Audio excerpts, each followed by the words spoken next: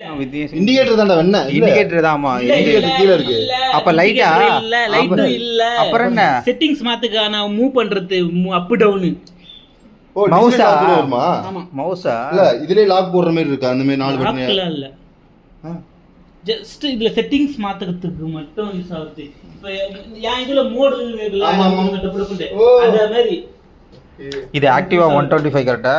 ஆமா பரவாயில்லடா. Number plate காணா? அது மாதிரி ஹோண்டால இல்ல டிஸ்ப்ளே ஹோண்டால வருது பெரிய விஷயம் தான். டிஸ்ப்ளே இதெல்லாம் ஃபுல்லா ஓட்டிங்க. அவனே 19 கிலோமீட்டர் ஓட்டி தான் வச்சிருந்தான். ஓடிது. எங்கடா நம்பர் பிளேட்? ஆர்டிஓ கொண்டு போய் ரெஜிஸ்டர் பண்ணிருப்பான்ல அதனால ஓடிட்டான். ஆமா நம்பர் போட்டானா? நம்பர் 5 நாள் கழிச்சு தான் வரும்.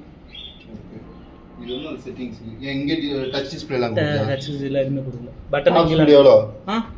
தாப்பி ஓட்டி பார்த்தா தான் தெரியும். ஓட்டவே இல்ல. இதுனா அதுக்கு 125 தானே? போடல அவன் மார்க் போட்டுருக்கான். மேக்ஸிமம் நான் 100 போவோம்னு நினைக்கிறேன். 100 இல்ல 110 போவோம்.